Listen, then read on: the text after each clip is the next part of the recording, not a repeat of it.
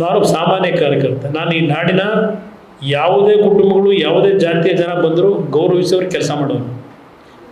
ನಾನೇನೋ ಒಂದು ಒಕ್ಕಲಿಗದ ನಾಯಕತ್ವದ ಪೌರತ್ವ ತಗೋಬೇಕಾಗಿಲ್ಲ, ನಾನು ಪಾರ್ಪತ್ಯಗಾರ ಆಗಬೇಕಾಗಿಲ್ಲ. ಇವತ್ತು ಇಂಥ ಒಂದು ರಾಜಕಾರಣದಲ್ಲಿ ಏನೋ ಸ್ಥಾನಮಾನ ಗಿಟ್ಟಿಸ್ಕೊಳ್ಳಿಕ್ಕೆ ಆ ಅಮಾಯಕ ಕುಟುಂಬಗಳ ಹೆಣ್ಣು ಮಕ್ಕಳನ್ನ ನಾವು ತಂದಿರೋದು, ಪ್ರಚಾರ ಮಾಡಿ ಬೀದಿ ಬೀದಿಯಲ್ಲಿ ಪ್ರೀತಮ್ ಕೂಡ ಏನೋ ಹೇಳಿದ್ ನೋಡಿದೆ ನಾನು. 15 ಲಕ್ಷ ಪೆನ್ ಡ್ರೈವ್ ಹಂಚಿದ್ವಿ ಎಂತೇನೋ ಹಂಚವ್ರೆ ಅಂತ ಹಾಸನ ಜಿಲ್ಲೆ ಒಂದರಲ್ಲಿ 15 ಲಕ್ಷ ಮನೆ ನಾವು ಈಗ ಸರ್ಚ್ ಮಾಡಬೇಕು ಅಂತ. ಇಂಥ ರಾಜಕೀಯ ಮಾಡಬೇಕಾ ಶಿವಕುಮಾರ್ ಅವರೇ? ದೇವೇಗೌಡರ ಕುಟುಂಬ ಏನೋ ಹೇಳ್ತಾರೆ, ಎಂಥದ್ದು ಅದೊಂದಿದೆ, ಇದೇನೋ ದೇವರಾಜೇಗೌಡರು ಶಿವರಾಮೇಗೌಡರು ಇದರಲ್ಲಿ ಅವರ ಕುಟುಂಬವನ್ನು ಬಲಿ ಹಾಕುವುದಕ್ಕೆ ಗೌರ್ಮೆಂಟ್ ತೀರ್ಮಾನ ಮಾಡಿಬಿಟ್ಟಿದ್ದಾರೆ. ಬಲಿ ಹಾಕ್ಲಿಕ್ಕೆ ದೇವೇಗೌಡರ ಕುಟುಂಬನ. ಇದು ಆ ಅಮಾಯಕ ಹೆಣ್ಣು ಮಕ್ಕಳನ್ನ ಕ್ಯಾಸೆಟ್ ಬಿಟ್ಟು ಶಿವಕುಮಾರ್ ಅವರೇ, ನಿದ್ದೆ ಬರುತ್ತಾ ನಿಮಗೆ ರಾತ್ರಿ ಮನೆಯಲ್ಲಿ? ಕೇಳಲಿಕ್ಕೆ ಬಯಸ್ತೀನಿ. ಈ ರೀತಿಯ ರಾಜಕೀಯ ಮಾಡಬೇಕಾ? ಎಷ್ಟು ಲಘುವಾಗಿ ಮಾತಾಡ್ಕೊಂಡ್ ಬಂದಿರಿ ಕಳೆದ 15 ದಿವಸದಲ್ಲಿ.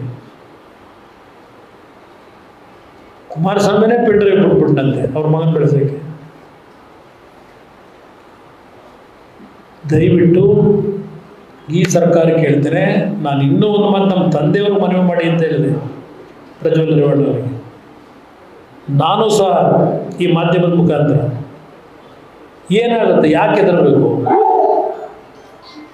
ತಪ್ಪು ಮಾಡಿದರೆ ಈ ನೆಲದ ಕಾನೂನಲ್ಲಿ ಯಾರೇ ಆಗಲಿ, ಯಾರು ದೊಡ್ಡವರಲ್ಲ.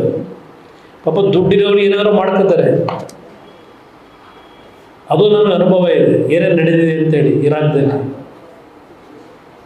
ಆದರೆ ಇವತ್ತು ನನ್ನ ಕಾರ್ಯಕರ್ತರು ಈ ಪಕ್ಷ ಬೆಳೆಸಿ ಉಳಿಸಿರ್ತಕ್ಕಂಥವ್ರು,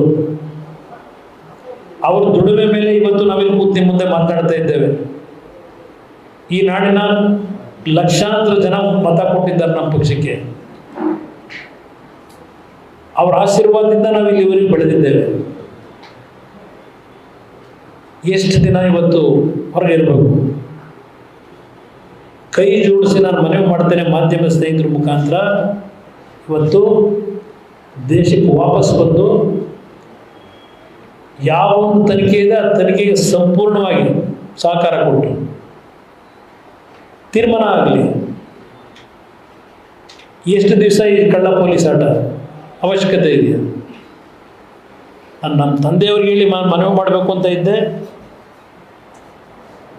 ನಾನಿವತ್ತು ತಡೆಗಾರದೆ ಇವತ್ತು ನಾನೇ ನಿಮ್ಮ ಮುಂದೆ ಇದನ್ನು ಹೇಳ್ತಾ ಇದ್ದೆ ನಮ್ಮ ತಂದೆಯವರ ಪರವಾಗಿ. ಅವ್ರೇನು ಅವ್ರ ಎಂಟೈರ್ ರಾಜಕೀಯದ ಬದುಕನ್ನು ಅವನು ಬೆಳಿಬೇಕು ಅಂತ ಹೇಳಿ ದಾರಿ ಎರೆದಿದ್ದಾರೆ. ಅವ್ರಿಗೆ ಗೌರವ ತರಬೇಕು ಅನ್ನೋದಿದ್ರೆ ಎಲ್ಲಿದ್ದರೂ ಮುಂದಿನ 24 ಗಂಟೆಲೋ 48 ಗಂಟೆಲೋ ವಾಪಸ್ ಬರೋದ್ರ ಮುಖಾಂತರ ನನ್ನ ಪಕ್ಷದ ಕಾರ್ಯಕರ್ತರಿಗೆ, ಸನ್ಮಾನ್ಯ ದೇವೇಗೌಡರಿಗೆ ಗೌರವ ತಗೊಂಬಪ್ಪ ಅಂತೇಳಿ ನಾನು ಇವತ್ತು ಮುಖಾಂತರ ನಾನು ಮನವಿ ಮಾಡ್ತೇನೆ.